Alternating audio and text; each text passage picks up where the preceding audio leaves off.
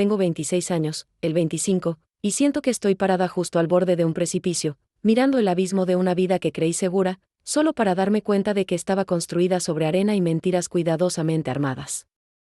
Mi novio, el hombre que juré que era mi puerto seguro, mi hogar inquebrantable, ha estado viviendo una doble vida secreta y constante en línea, involucrándose en infidelidad emocional y en un descarado sexting. Y creo que finalmente llegué al punto en que el peso de esta traición ha aplastado mi voluntad de quedarme. Es doloroso admitirlo, pero amo a este hombre tan profunda, tan completamente, que la idea de tomar la decisión necesaria, la decisión de irme, se siente como si me estuvieran partiendo literalmente a la mitad, una violenta ruptura de mi propio ser. Jamás imaginé que sería la protagonista de una historia como esta, pero aquí estoy. Atrapada en los escombros, tratando de encontrarle algún sentido al caos vertiginoso y contradictorio de mis sentimientos. Llevamos 5 años juntos. 5 años de fiestas compartidas, cuentas compartidas, sueños compartidos de una futura casa con jardín, planes compartidos para la realidad desordenada y hermosa de envejecer juntos. Para mí, este compromiso era algo monumental. Confiar en la gente es una tarea ardua, casi imposible. Nunca he sido alguien que se sienta cómoda fácilmente, a quien se le baje la guardia de forma natural. Abrirme es un acto de vulnerabilidad deliberado y doloroso.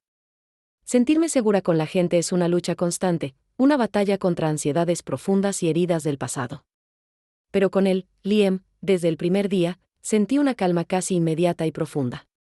Sentía que podía dejar de apretar la mandíbula, que podía respirar más profundamente con solo estar a su lado.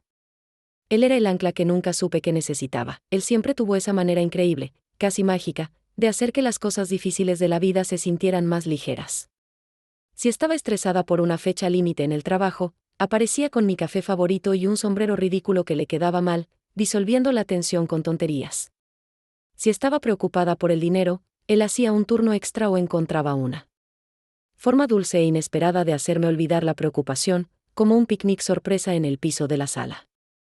Siempre tenía un gesto dulce, un abrazo inesperado justo cuando más lo necesitaba, un comentario que me hacía reír hasta que me dolía el estómago. Y esas pequeñas cosas cotidianas y consistentes, la belleza mundana de su bondad confiable, fueron lo que lo consolidaron como mi alma gemela. Significaban todo para mí porque eran la prueba de que, por fin, había encontrado estabilidad confiable. Su devoción se extendía a mi mundo.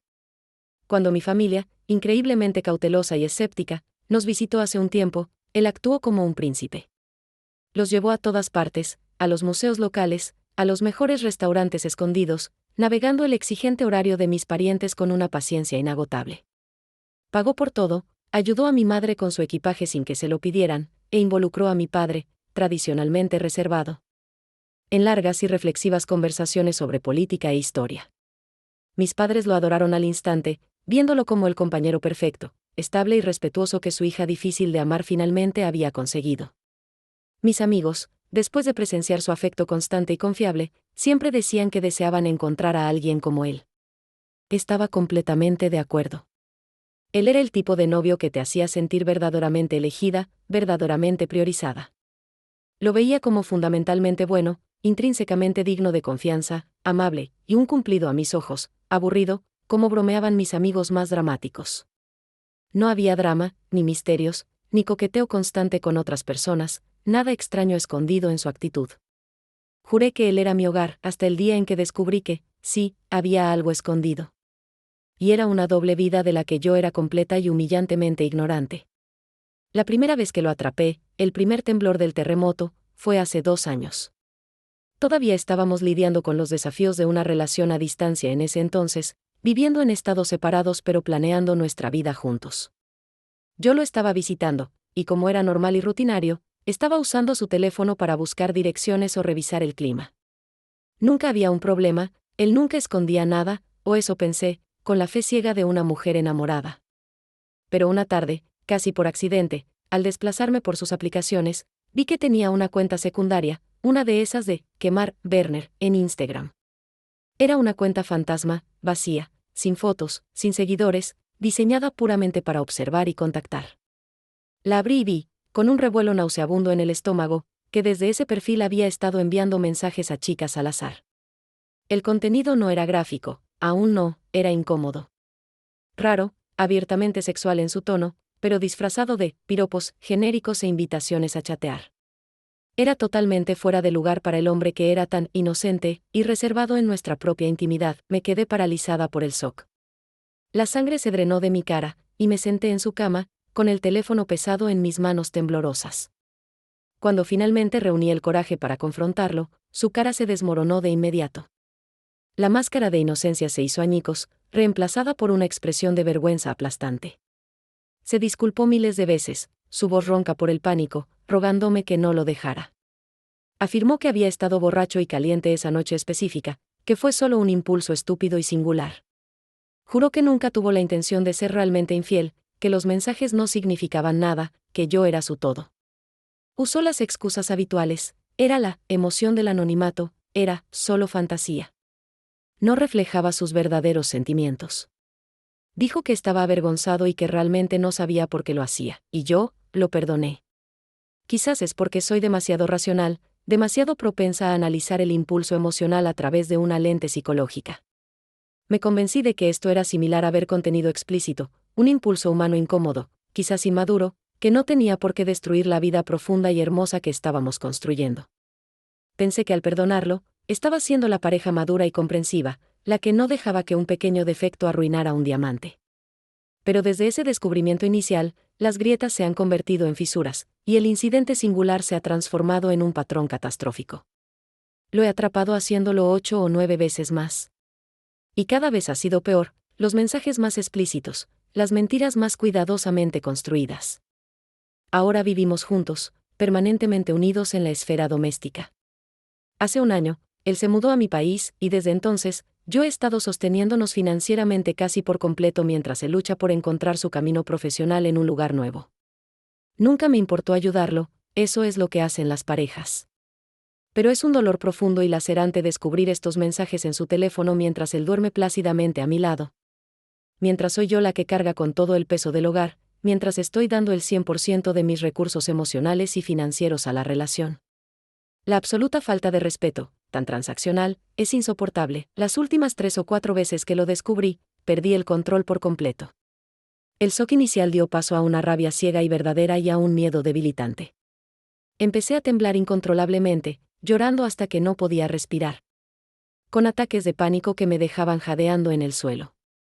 Sentí un asco visceral al leer los mensajes explícitamente detallados que enviaba a extrañas, mensajes llenos de deseos y palabras que no reconocía, deseos que no sonaban como el hombre reservado y gentil con el que yo vivía.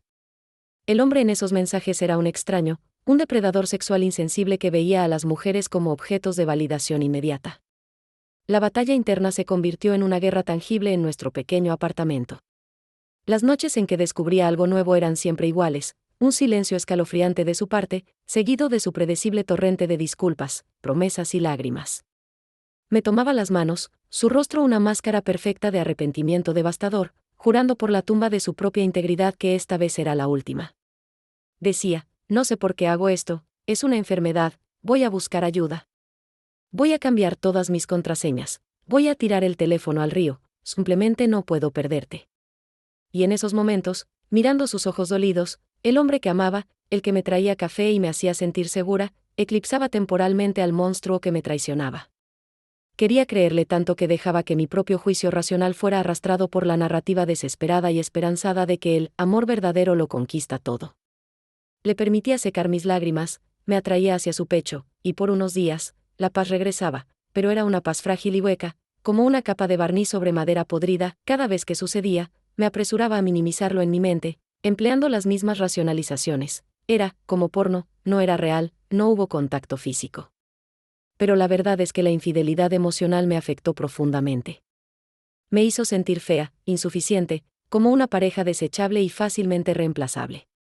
Solidificó el pensamiento aterrador de que nunca sería suficiente para él, sin importar cuánto lo amara, lo apoyara o dedicara mi vida a él.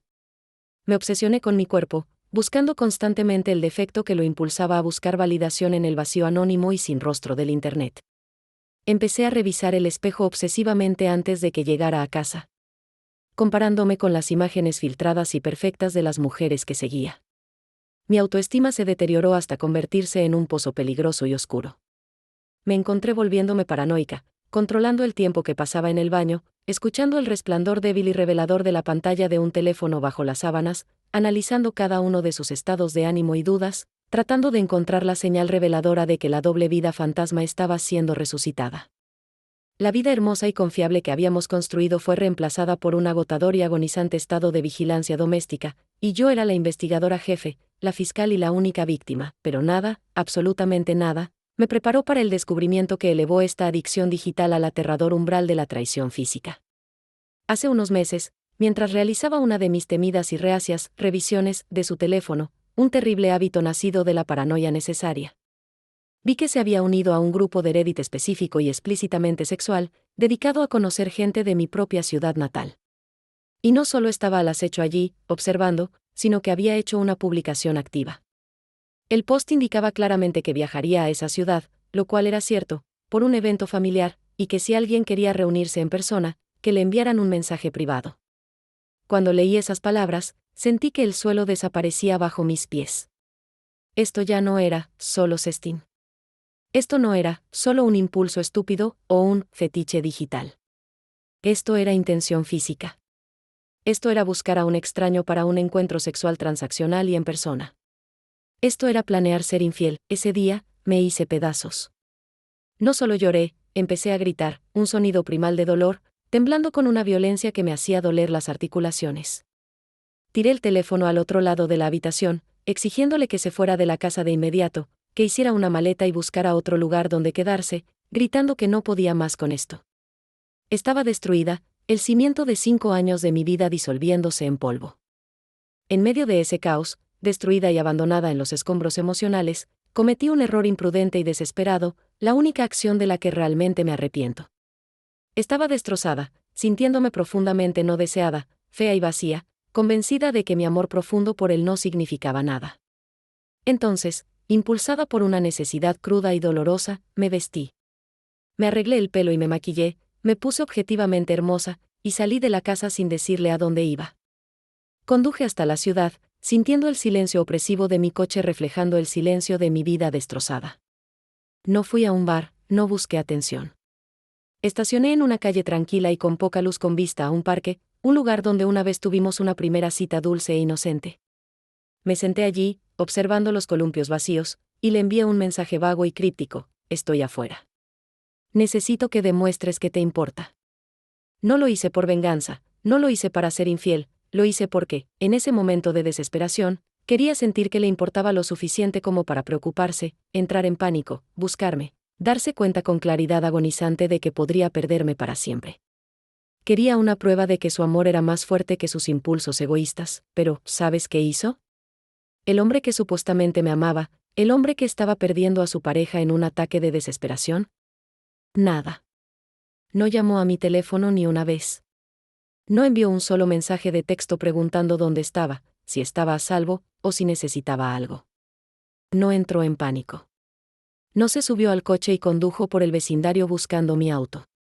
Ni siquiera se quedó despierto, esperando en el sofá.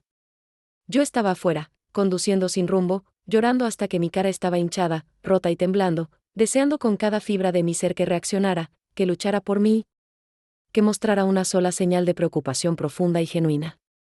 Y él, simplemente continuó con su vida como si nada hubiera pasado, priorizando su propia comodidad sobre mi seguridad y existencia literal. Cuando finalmente me arrastré de vuelta a casa a las 3 de la mañana, agotada, vaciada emocionalmente, lo encontré exactamente donde lo había dejado, durmiendo profundamente en nuestra cama, su respiración uniforme y tranquila, completamente imperturbado por mi ausencia. Mi angustia o el hecho de que acababa de pasar 5 horas contemplando la destrucción total de nuestro mundo compartido. La indiferencia tranquila y despreocupada fue una traición mucho más profunda que cualquier mensaje que jamás había enviado a una extraña. No fue la violencia de sus acciones lo que me aplastó, fue la escalofriante y absoluta ausencia de su preocupación, y aún así, unos días después, lo perdoné. Lo sé. Suena ridículo. Suena patético. Débil y completamente desprovisto de autoestima. Pero cuando imaginas toda tu vida con alguien, cuando has construido un hogar, cuando tu familia lo ama, cuando lo amas tan profundamente que confunde su presencia con tu propia identidad central, te aferras a los escombros. Te convences desesperadamente de que él puede cambiar, de que su adicción es un defecto, no una característica definitoria. Te cuentas historias para justificar lo injustificable, silenciando la voz racional de la supervivencia. Empecé a convencerme de que su no reacción era su forma de afrontarlo, o una señal de su propio dolor profundo.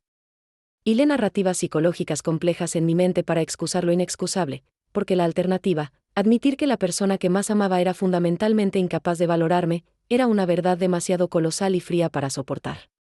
Pero el descubrimiento más reciente, hace unas semanas, fue la pieza de evidencia final e inatacable que me rompió por completo, más allá del alcance de la racionalización o el autoengaño. Había dejado su teléfono por ahí, un descuido nacido de su propio perdón repetido y mi debilidad percibida. Revisé su historial, la arqueología digital de su traición. Nada reciente, ninguna chica nueva. Pero encontré algo imperdonable. Algo que demostraba un desprecio deliberado e insensible por mi existencia emocional, la noche que tuvimos esa pelea horrible y terrible, la noche que salí de la casa llorando, la noche que ni siquiera se molestó en llamarme. Él descargó la aplicación de Sexting de nuevo. Y le envió mensajes a 2 chicas. A una de ellas, casualmente le dijo que había terminado conmigo y que ya se había mudado, creando una fantasía completa de disponibilidad. A la otra, le envió una foto de sí mismo, una foto en la que me había recortado deliberadamente para que no se viera el fondo de nuestro apartamento compartido, el fondo que probaría que todavía estábamos juntos. Ese acto único, esa anulación deliberada de mí en el momento de mi mayor dolor, fue la prueba definitiva de su traición absoluta. No puedo describir el sentimiento exacto, es como si alguien te arrancara el alma con una cuchara oxidada. Fue la evidencia definitiva e innegable de que incluso en uno de los peores y más críticos momentos de nuestros 5 años de relación, él prefirió buscar validación sexual inmediata de extrañas antes que luchar por mí, antes que asegurar mi bienestar, antes que responder a mi desesperación. Todo lo que hizo fue buscar un reemplazo para la intimidad que yo había intentado desesperadamente ofrecer. No era solo que me fuera infiel, era que usó mi dolor, mi ausencia y la profundidad de mi desesperación como un detonante y una oportunidad para buscar extrañas, mintiéndoles activamente para facilitar una conexión, usando la crisis de nuestra relación no como una llamada de atención, sino como una narrativa conveniente para acostarse con alguien. Desde entonces, he estado estancada, inmovilizada entre 2 lados en guerra de mí misma que no pueden llegar a una tregua. El lado lógico ha comenzado a hacer planes, investigar apartamentos, calcular mentalmente la logística financiera de la separación e incluso redactar el correo electrónico necesario y frío para mis padres, explicando que el hombre perfecto que amaban era un fraude. Un lado, el lado racional, lógico, científico, grita la verdad: esto es infidelidad emocional. Esto es una adicción compulsiva. Esto es una falta de respeto masiva y sistémica. No te mereces esto. El amor no puede arreglar este defecto profundamente arraigado. Él seguirá haciéndolo. Déjalo. Este lado es fuerte, firme y se basa enteramente en la fría realidad objetiva. Pero el otro lado, el lado que se aferra al fantasma del hombre que amé, el lado que está desesperado por la comodidad que él me brindó, susurra las mentiras seductoras: él es tu hogar. Te abraza como nadie más lo hace, conoce tu cuerpo, tus miedos. Te hace reír. Te ha dado momentos hermosos y ha apoyado tus sueños. También tiene buenas cualidades, momentos de genuina amabilidad. Puede cambiar si te esfuerzas más. No lo abandones, estarás sola. Es el miedo a lo desconocido lo que me paraliza, la profunda y aterradora comprensión de que la vida que construí, la estabilidad por la que luché tanto, era una extremidad fantasma. La idea de empezar de nuevo, de enfrentar el mundo otra vez sin mi ancla, se siente como una montaña insuperable, especialmente cuando mi creencia central en la confianza y la seguridad ha sido completamente destruida por el hombre que se suponía que debía defenderla, y estoy atrapada en el medio asfixiante, paralizada, sin saber qué pensar, qué hacer, sintiéndome estúpida, sintiéndome débil, sintiendo que estoy traicionando fundamentalmente cada pizca de mi autoestima.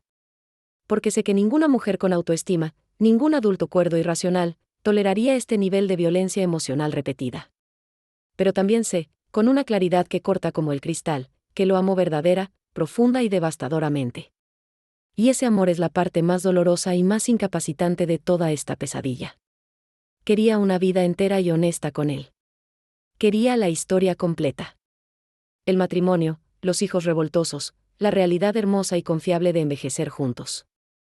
Y él, todo el tiempo, tuvo una doble vida en línea, Una existencia fantasma de sexo transaccional y negligencia emocional que ignoré durante años. No sé qué voy a hacer después. No sé si tendré la fuerza, la entereza moral, para dejar al hombre que es el centro de mi atracción gravitatoria. No sé si alguna vez cambiará de verdad. O si este patrón es una característica permanente y maligna de su personalidad. No sé si esta relación se puede salvar, o si estaba muerta y pudriéndose hace mucho tiempo. Todo lo que sé es que estoy rota, fracturada y sola en una cama junto a un extraño que lleva el rostro de mi novio. Y que, por primera vez desde que lo conocí, no siento que él sea mi hogar. Siento, aterradoramente, que no tengo un hogar en absoluto. El precipicio ya no es una metáfora, es el suelo frío y duro de mi realidad, y finalmente estoy viendo el abismo por lo que es, el vacío que él creó al nunca elegirme de verdad. La única pregunta que queda es si finalmente me elegiré a mí misma.